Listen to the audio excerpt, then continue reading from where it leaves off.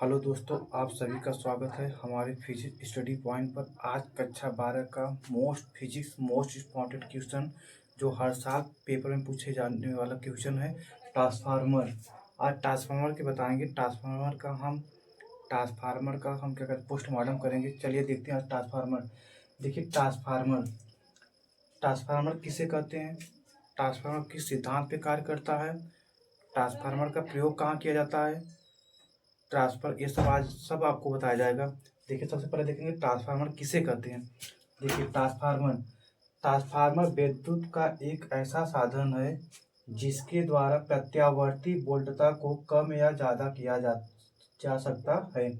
Transformer एक ऐसी युक्ति है या साधन है जिसे हम क्या कहते हैं, जिसके माध्यम से हम क्या कहते हैं, प्रत्यावर्ती वोल्टता जो होती है को हम कम या ज़्यादा कर सकते हैं, ज़्यादा या कम कर सकते हैं। सिद्धांत इसका देखिए, यह अननोन पीरियड के सिद्धांत पर कार्य करता है।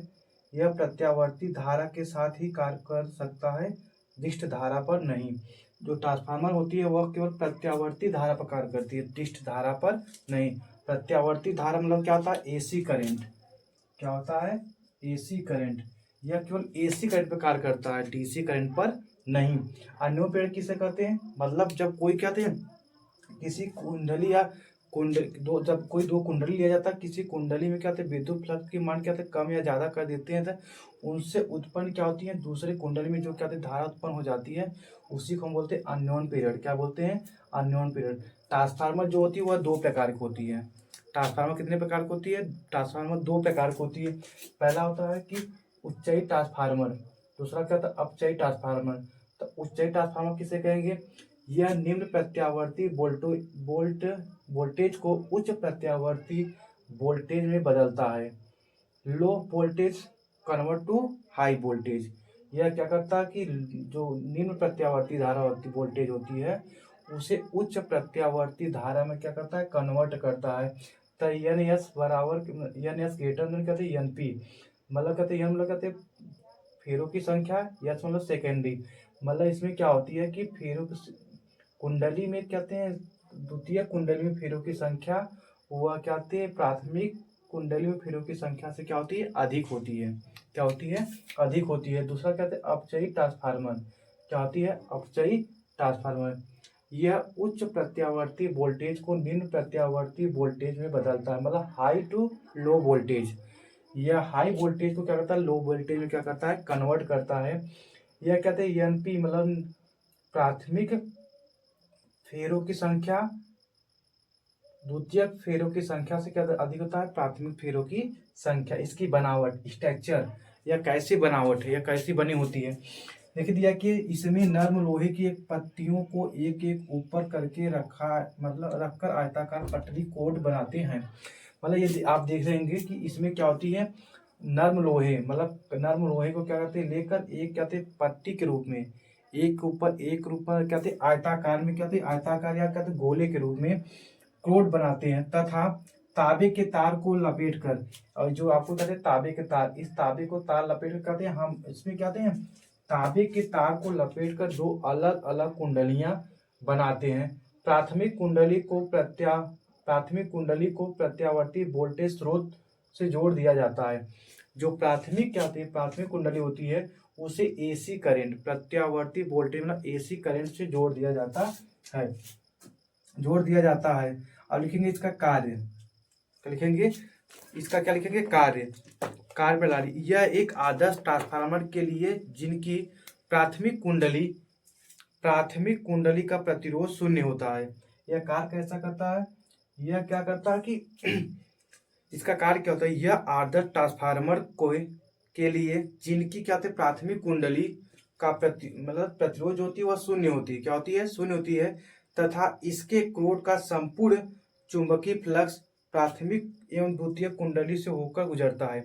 इनका जो प्राथमिक कुंडली क्या होती है, इनकी जो चुंबकीय फ्लक्स होती है, सभी चुंबकीय फ्लक्स क्या होती है, इनका प्रतिरोध क्या होता है, शून्य होता है। जो इनकी प्राथमिक कुंडली क्या होती है, चुंबकीय फ्लक्स होती है, वो प्राथमिक कुंडली से होकर द्वितीय कुंडली में क्या आती है, प्रवाहित होती है। क्या करती है, प्रवाहित करती है। तो लिखेंगे इसकी कार्यप्रति किसके, फैराडे के नियम से। किसके नियम से, फैराडे के नियम से। प्राथमिक कुंडली में फैराडे का कहते हैं ईपी मतलब विद्युत वाहक बल, प्राइमरी विद्युत वाहक बल बराबर होता है माइनस एनपी मतलब प्राथमिक कुंडली into del phi upon del t. इसे मान लेंगे समीकरण नंबर 1।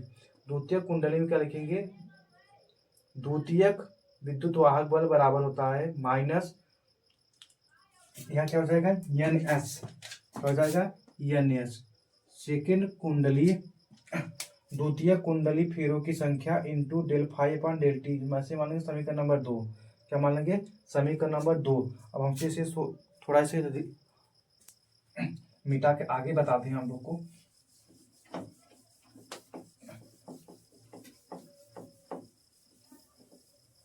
अब इसे क्या लिखेंगे कि समीकरण 1 और 2 से भाग देने पर समीकरण क्या लिखेंगे कि समीकरण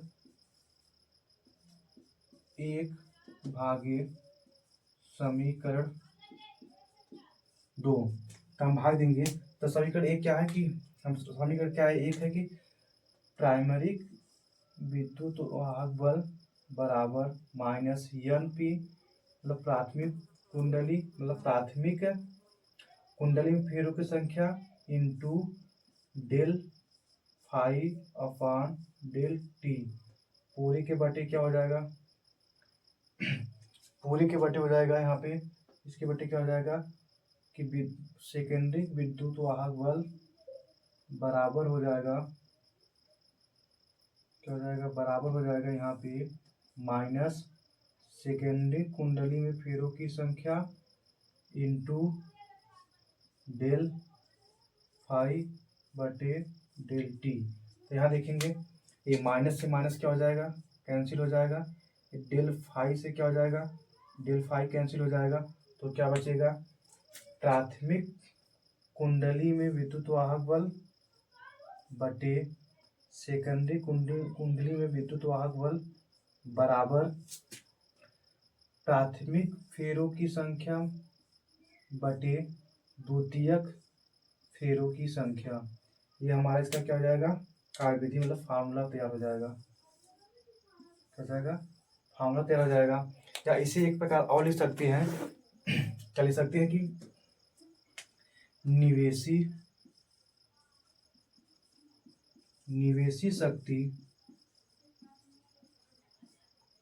शक्ति बराबर क्या हो जाएगा निर्गत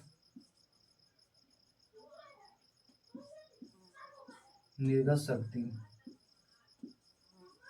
निवेशी शक्ति मतलब आने वाली क्या होती है धारा, निवेशी शक्ति मतलब आने वाली धारा और निर्गत मतलब बाहर निकलने वाली धारा। निवेशी शक्ति मतलब आने वाली धारा और क्या होती है निर्गत शक्ति होती है मतलब कहते हैं बाहर निकलने वाली धारा, ट्रांसफार्मर से बाहर निकलने वाली धारा। निवेशी शक्ति मतलब क्या शक्ति बराबर क्या होती है, निवेशी शक्ति हम लिख सकते हैं क्या कि निवेशी शक्ति लिख सकते हैं प्राथमिक शक्ति इंटू पी बराबर यहाँ क्या लिख सकते हैं पी एस सेकेंडरी निर्गत शक्ति और ये प्राइमरी शक्ति।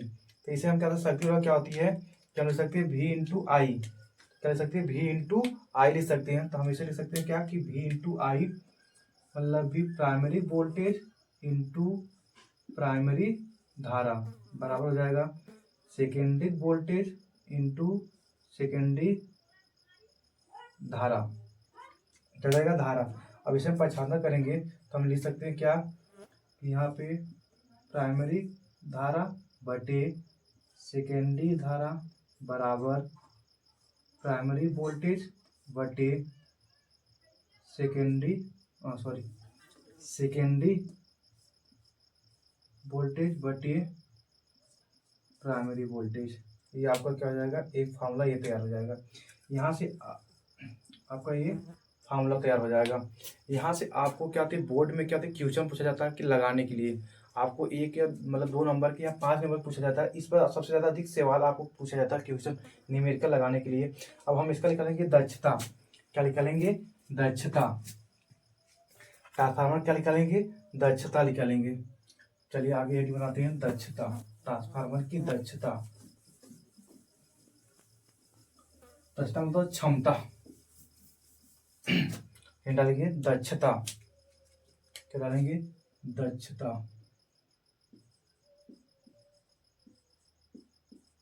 क्या डाल दिए, दक्षता। लिखेंगे दक्षता को हम यन से प्रदर्शित करते, लिखेंगे दक्षता किसे करते हैं, ईटा से, किसे करते हैं, ईटा प्रदर्शित करते हैं। तो हो जाएगा दक्षता बराबर हो जाएगा निर्गत शक्ति, निर्गत शक्ति बटे बटे का निवेशी शक्ति, निवेशी शक्ति गुणे 100, गुणे क्या हो जाएगा 100। या इसे हम ऐसे लिख सकते हैं नीचे कि ईटा वाला लिख सकते हैं।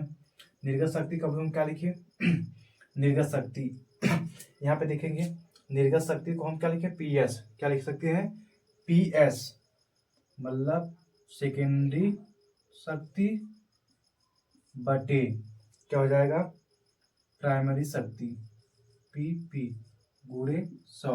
ये हमेशा किसमें पूछा जाता है, परसेंटेज में। किसमें पूछा जाता है, परसेंटेज में। किसमें पूछा जाता है, परसेंटेज में।